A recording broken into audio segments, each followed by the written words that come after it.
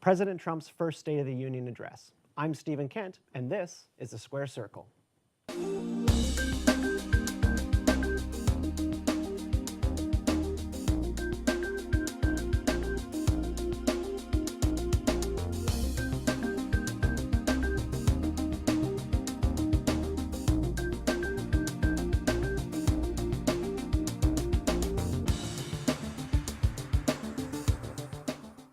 If you have a passion for helping people, want to launch a new charity, or need to raise funds, Voluntary Solutions can help. You have a passion for helping people. We have a passion for helping you. Visit voluntarysolutionsdc.com, 844-739-5488. Hello and welcome to the Square Circle. I'm your host, Stephen Kent. Joining us today are conservative activists Wes Fisher, Ethan Greene of Young Voices, and Zaid Jilani of The Intercept. Welcome, gentlemen. President Trump gave his first State of the Union address this week. One of the main subjects was the state of the U.S. economy. Here are some of his remarks. Since the election, we have created 2.4 million new jobs. African American unemployment stands at the lowest rate ever recorded. We enacted the biggest tax cuts and reforms in American history. We slashed the business tax rate from 35% all the way down to 21%, so American companies can compete and win against anyone else anywhere in the world. Zaid, let's start with you. Trump boasted of a booming economy, low unemployment, jobs coming back to America. Are you buying it, or do you call foul? I think we have to have kind of a nuanced view on this. I mean, it's true that unemployment is low.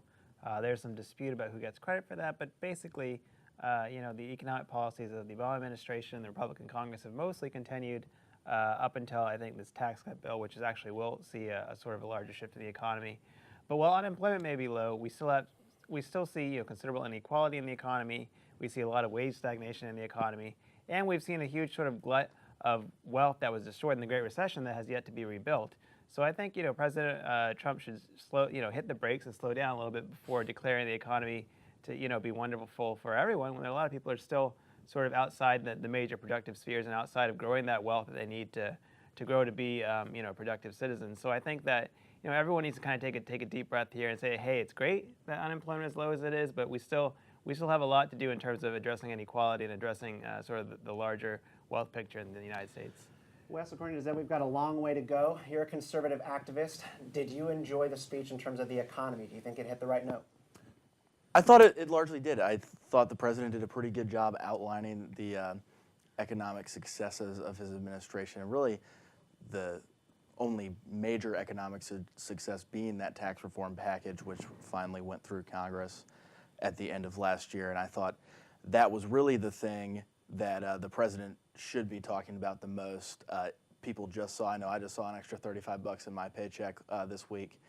So people just saw that from the adjusted withholdings and tax rates. People are going to see probably more benefits to that. I just saw today that Hostess is not only giving a $1,250 bonus to all their employees based in America, but they're also giving them free Hostess snacks, Twinkies, and cupcakes for a whole year. The American dream right there. Yeah, absolutely. So I thought, in terms of the economy, that is exactly the message that needs to be driven home, is that tax reform works and lower taxes work and tax rates matter. You think we've got two very different pictures being painted here? Are we missing anything? I don't think so. I think actually you need to combine the two of them. We do have a long way to go, and Zaid is right that you can't really give all credit to President Trump, because a lot of what drives the economy are policies that have been put in place years and years ago, and as well as actors outside of President Trump's administration. But at the same time, we're on the right track. And Wes is right that he absolutely should be touting this tax reform and the deregulations that he has been hitting that will allow sort of companies to innovate and continue to grow the economy, to get to the point where everyone is seeing those benefits. Zaid, coming from the left, this must have been a shock and awe year for you in terms of the Trump economic plan, things like tax reform. Do you view that this has been a net positive for the American people? We just heard about bonuses being handed out, and we've seen that sort of week over week. Is that the way that you view it? Well, it's interesting. The day the tax reform package passed through Congress, I went down there and I was on Capitol Hill. I probably talked to like half a dozen or more Republican members. Some of them were co-writers of the bill in the committees. And, a lot of what I got was we're not exactly sure what's going to happen, on the front end. We expect there to be more money in the economy. But, a concern a lot of folks had was that a lot of this money would be used on stock buybacks or mergers and acquisitions.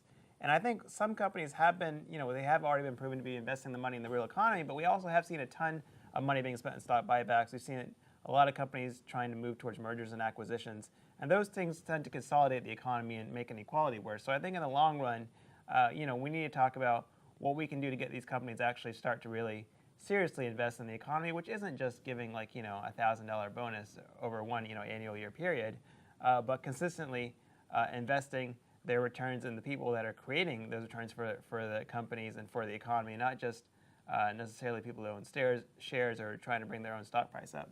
Donald Trump has been trying to tie Nancy Pelosi's comment about these tax bonuses for people are like pennies to the idea of Hillary's deplorables comment. Do you sort of think that this is worth defending? I mean, I don't think that's what she was trying to do. She was trying to say that, $1,000 isn't enough. It should be more. Of course, the fact that she's like a multimillionaire from San Francisco is not the greatest optics for her to make a statement like that. A lot of people wouldn't take it that way. But, I think it's also a matter of what will the Democrats do if they take over Congress in 2019, which is a possibility.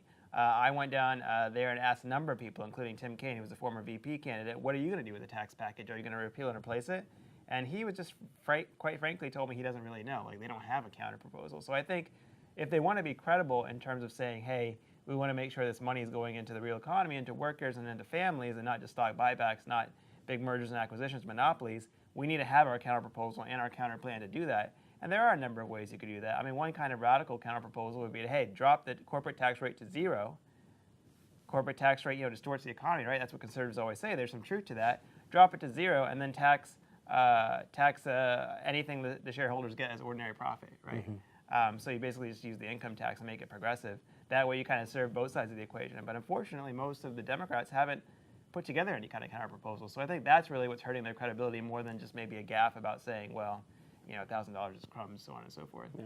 Wes, I want to give you a chance to respond to that. You're pretty optimistic about the tax plan and the economy these days. What do you think of what he just laid out there? Yeah, well, I thought it was a very good point, especially about the fact that Democrats may not know exactly what they're going to do. And I think if you look at politics as a whole, we absolutely saw that right at the beginning of the Obama administration. His biggest bill was Obamacare. And for years, for Republicans, that was their white whale, trying to get rid of Obamacare, voting all those times to repeal it when it wasn't a possibility because Obama was still president.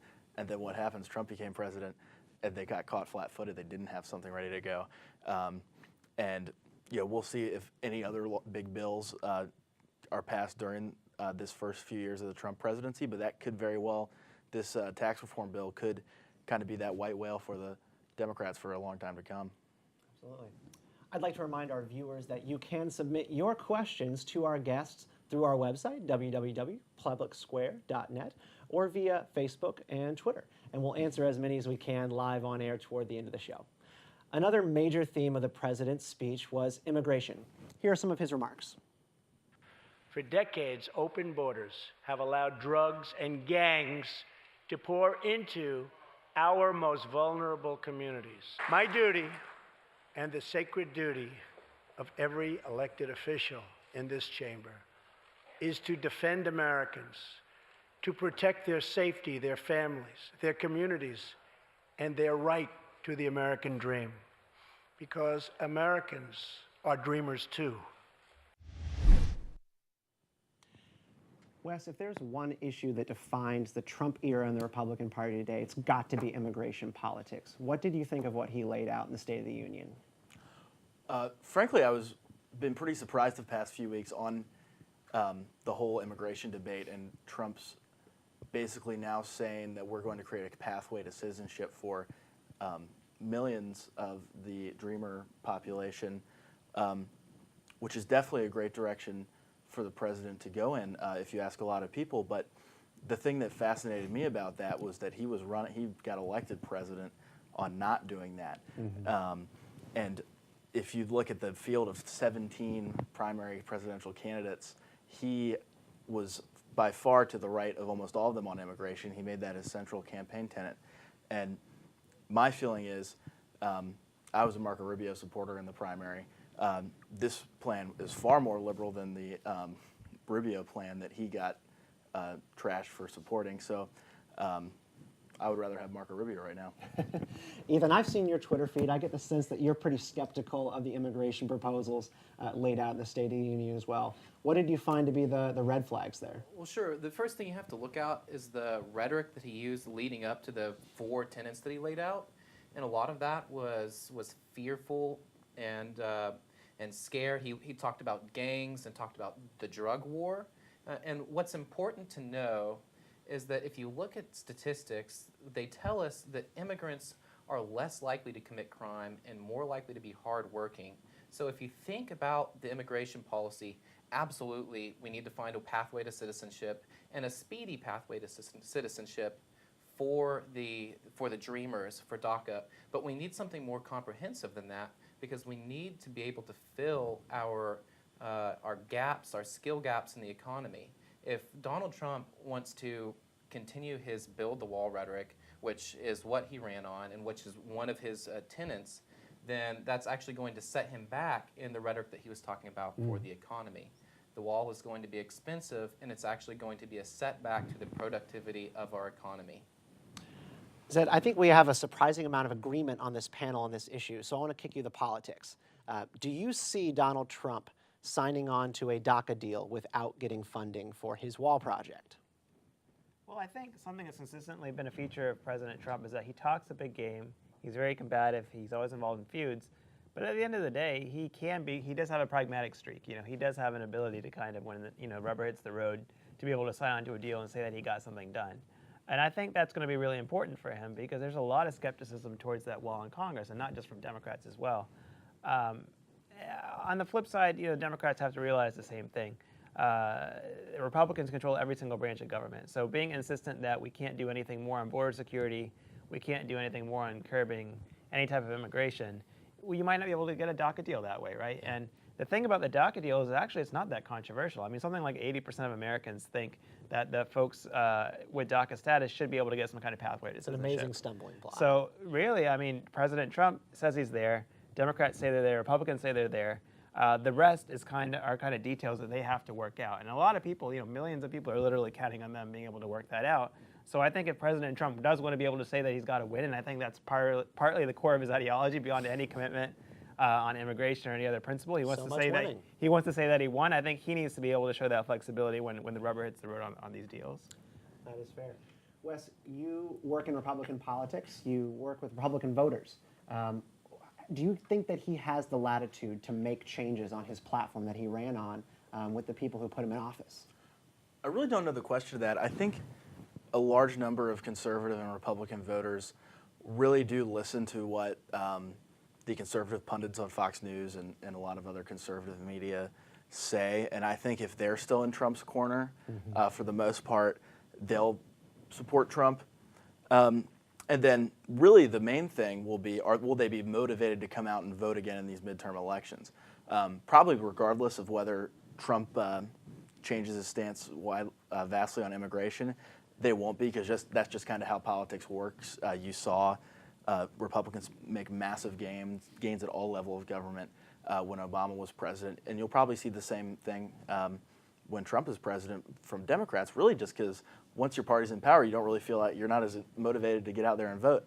But I think it's yet to be seen whether or not the policy differences between candidate Trump and President Trump will translate to a loss of his base. Ethan, what do you think is going to happen with DACA politics here in the coming months? We've got another looming shutdown possibility. DACA is going to be up front. What do you see happening? What would you like to see happen? Well, it's impossible to know in politics what is going to happen. They continue to play the kick the can down the road game. So last time we went through this back and forth with the Republican and the Democratic members of Congress, we really didn't make any progress, and we saw a shutdown for a couple days before they were able to pass that continuing resolution. And I am afraid that that is what's going to happen again if they're unwilling to sit there and make some concessions. I've seen the arguments put forth that DOC is a great program. A lot of people support it. A vast majority of the American public supports it. So I've seen people say, and I tend to agree with this, that the Democrats should be willing to make some concessions with border security in order to get that plan passed. I don't necessarily think that that border security is necessary. The wall, like I said, is going to impact our economic status negatively. There's this misconception that immigrants actually take our jobs as opposed to create value. But what's likely to happen is that if we want to see DACA pass, which it seems like both sides are saying they do, then the Democrats are going to have to make concessions with border security. Concessions is the name of the game. And finally, we thought we would take a look at some of the other points the president touched upon during his speech. There was a buffet of policy possibilities put on the table in the State of the Union. There was so much. It was an hour and a half long, real marathon. What else did you take away, Ethan? I want you to start, and then we'll kind of work our way down the line. Stuff that you thought was a standout, positive or negative? Sure. Well, one of the most interesting things that I think that the president said, and this was sort of an aside, so it was missed on a lot of people, was he talked about the Empire State Building. He talked about how the entire building was built in a year, and now the regulatory process in order to start construction on that building can take 5 to 10 times as long. And that's just sort of a demonstration of where we are in our regulatory society. We need to cut down the regulations, both at a federal level and at a state and local level, in order to allow these businesses to grow, in order to create that economic opportunity that Trump's voters and that so many Democratic voters desperately need. Wes, what about for you? Anything else stand out as a particularly pet issue for you? One thing that I was really excited to see the president mention, and he only gave it a couple of sentences, was something called the right to try, which goes along the same sort of regulatory burdens. And basically what it is giving people that have a terminal illness or a very grave illness the ability to try a drug that's not fully approved by the FDA yet. The idea being, well, you're very, very sick, you're going to die anyway. You want to try every possible thing, even if the FDA hasn't finally finished, their multi-year approval process. And that's something that a lot of people have started to take issue against, that you're not allowed to try to save your own life with new medicines. So that was something I was excited to see. Zaid, do you care to respond to either two of these, or did you have something that jumped out at you? Well, something that was interesting is that President Trump, I think for the first time, had mentioned some sort of support for prison reform and criminal justice reform. It's important to note that perhaps most of the criminal justice reform happening in the country has been happening under Republican governors. I mean, they have prioritized it over the past few years. But unfortunately, the Trump administration, particularly Attorney General Jeff Sessions, tends to be very skeptical of that or opposed to that. And I think this may be a positive turn for Trump if he's willing to rein Sessions in a little bit on issues like asset forfeiture, on issues like the drug war, where unfortunately Jeff Sessions is out of step even with a lot of the Republicans in Congress. So hopefully that's Trump at least showing some open-mindedness to pushing back on that, the fact that he elevated this to that level of the speech. I want to pick your brain then about the pivot to the opioid crisis later, where he mentioned we need to get tougher on dealers and people involved in the opioid epidemic. It seemed to me to be a little bit of a disconnect when he was talking about cleaning the prisons out, and then we need to crack down on a different kind of dealer. My view being that a lot of your grandmas who just have too many pills are your opioid dealers in the neighborhood. Did you think that was a little bit of a strange juxtaposition for him? Well, unfortunately, I think politicians are kind of a lagging indicator when it comes to issues of criminal justice and like prison reform and the drug war, because I think, a punitive approach to the opioid crisis might just drive it underground and we'll have the same exact problem as what we're having with black markets with other drugs. A lot of cities now are moving towards having, for instance, safe injection sites because they know that people are doing this, so they want to be able to observe it, do it in a legal manner, have medical staff present. And I think that sort of approach, and also looking at sort of the corporate level, what are the companies that produce these products, what are they doing in terms of health and safety, regulating it so it's not necessarily going to pharmacists who become pill pushers. That kind of level, I think, is the more important level to look at it. And I don't think that necessarily punishing individuals tougher will necessarily help, because this is a matter of medical addiction, right? And a punitive process isn't necessarily always compatible with something that fundamentally is a matter of something where doctors, public health officials, and at the very maybe far end, police could be involved in extreme cases. But I think that's something that President Trump should realize. And I think he's spoken very emotionally about this. For instance, the experience with his brother, the problem that some members of his family had with drinking problems. Yeah. I'm sure he wouldn't want police to have been deployed against them, and for them to be in prison for these things. He would have understood they need help, not jail. As to either one of you, I think he's definitely mentioning we saw the two faces of Donald Trump, an outstretched hand and a fist for the other. Were there any sort of areas where you found to be confused with the speech? Because he did throw so much out there against the wall. Wes, we'll start no with pun you. intended.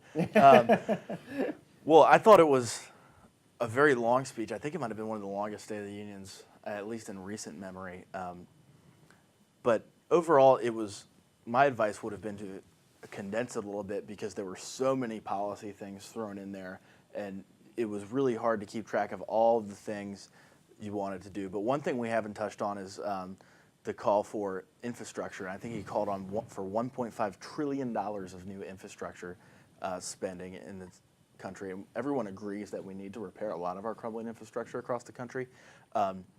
What nobody knows is how we're going to pay for $1.5 trillion of new infrastructure, and that's what Republicans in Congress are now kind of running around trying to figure out how that's going to be feasible at all to draft up. Ethan, you fancy yourself an urbanist. Are you optimistic about the idea of an infrastructure package, or is it a bomb? It depends on how the infrastructure is spent, but my real concern is the $1.5 trillion. Along with many other things he talked about, you want funding for the wall, you want funding for infrastructure, you want to increase funding for a drug war, and you just had a tax bill passed that's not going to pay for itself. It's going to add another $1 trillion to the deficit over the next 10 years. What I'm concerned about is we're just going to continue running up the debt. We're going to add program after program after project of unchecked spending, and that right there is a real problem because it destabilizes our economy if we have so much debt and we're not collecting that revenue through our tax base. Gentlemen, thanks so much for weighing in. We're running out of time here. So let's take some questions from our viewers. So first we have Amelia Leonard. She asks, is MS-13 as big a danger in the U.S. as Trump makes it out to be? Anybody? I mean, certainly MS-13 as a gang has been responsible for the deaths of several hundred people in its existence at the very least. And it is a matter for law enforcement, but I think where Trump makes a mistake is tying it to immigration. Primarily, MS-13 is Americans. They recruit among young Americans, just as any other type of gang, African-American gangs, white nationalist gangs. And it's primarily an issue for local law enforcement. I think tying it to immigration is kind of a mistake, and it does sort of veer into the range of kind of trying to scare people for political reasons, because I don't think that the facts really align to make that connection. Ethan, anything to add on the issue of MS-13? Absolutely. So while I agree, we want to be careful with our fear-mongering rhetoric. That isn't to undercut any of the terrible things that have happened to families that have been destroyed, lives that have been lost to the hands of violent gangs, be MS-13 or otherwise. But one of the other things that Donald Trump tied this to was drugs, that they're peddling drugs in our communities, and that's where they get their money, and that's why we need to crack down on these drug dealers. What we've seen since the 60s, the drug war has been an absolute and complete failure. If we pivot to drug legalization, at least it will start with marijuana, then what you do is you allow these same sources of income that MS-13 is collecting to go towards legitimate businesses, and you actually undercut the funding and the livelihood of these gangs. If you suffocate their funding, you handicap them. Our next question comes from Daryl Ramsey. He asks, how much credit does Trump deserve for the state of the economy? Wes, what's your take? I think he deserves a little bit of credit, probably maybe a quarter to half of credit. I think the Republican leadership in Congress deserves probably more credit for getting the work done on the tax bill. But prior to that, the administration probably is responsible. You saw on the day of the election a lot of stocks especially like coal stocks, really skyrocketed because they knew that they weren't going to be continue to be regulated out of existence. So I have to ask, where does Barack Obama fit into there? You've mentioned Republican Congress. The president has been in for a year. What about the previous administration? I think they did a fine job managing the economy. I have no problems with it, but you've definitely seen a long turnaround from that 2008 recession. Obama did not inherit a good economy. He left with a pretty good one. It's continued to grow since. To the extent that the president is responsible for an overall trend, whether it was Bush responsible for the recession, Obama responsible for the turnaround, Trump responsible for the continued turnaround and really high growth, probably doesn't matter all that much as do, I would say, state governors and other industry. There's always more to the picture. Zaid, we talked about this a little bit in the opening of the show. What is your take on this for Daryl, who sent us in this question? I think we probably in politics overstate the impact of a particular president on the economy to begin with. I mean, we have maybe, I don't know, a $30 trillion economy or something. The president usually isn't moving enough parts and pieces around to really take credit for it. I do think that, like the issues I brought up at the beginning, when it comes to inequality, when it comes to very high levels of, for instance, personal debt among a lot of Americans, when it comes to a lack of wealth and assets, I do think the president could take a more proactive approach to those issues by looking, again, at health care, which the Republicans really didn't have a lot of success doing earlier last year. They could look at the high cost of college education. They could look at home ownership. And I think those issues President Trump in his remaining 3 years needs to continue to take a look at if he really wants to take credit for an economy that's sort of broad and everyone can participate in. There's always more progress to be made. All right, and now it is time for the most underreported story of the week. Who would like to start? I'll go ahead and jump in there. All right. So what I've seen that I think is it has been reported, but because of the scale of the issue, I think I would still say is underreported, is the Michigan State scandal with the sexual abuse and assault carried out on so many different athletes, on not only on women and gymnasts and even children as young as 6 years old, but it seems to be sort of a systemic problem with the basketball team and the football team as well.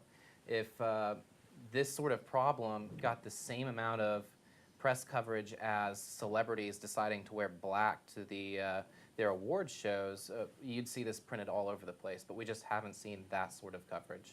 Thanks, Ethan. Wes? I'd say my biggest underreported story that caught my eye would be over the weekend and before and after we saw 250 plus opposition protesters in Russia arrested for protesting Putin and his regime, including the biggest opposition leader, who I think was just released this week pending a hearing, who was barred from running for election against Putin. And that's something that will continue, I think, to bubble over in Russia for quite some time. Sure will. Zaid, Jilani, round us out here. Yeah, so actually I'm going to self-promote our website. We had a young man who was running as a Democrat for Congress. He decided to drop out of the race because he didn't raise enough money. He wrote sort of a first-person account of that. It was really interesting because it gives you sort of an insight in the sort of pressures it takes to raise so much money to run for Congress and the sort of people you have to please. So, for instance, Ed Rendell, the former governor of Pennsylvania, met with him. He's running, I think, in central Pennsylvania or something. And Rendell was saying, well, hey, if you endorse fracking, if you like, what we're doing here, we can raise a lot of money for you. At one point, someone else says to him, well, have you ever been to Israel? If you go, come over with us to Israel, it'll be a lot easier to raise money for you. So it kind of shows the kind of moral compromises people make when they have to raise that much money to run for Congress. And I think that's a persistent issue for Democrats, Republicans, and independents. It sure is. All right, that's all for this week. I'm Stephen Kent, and thank you for watching The Square Circle. We'll see you next week.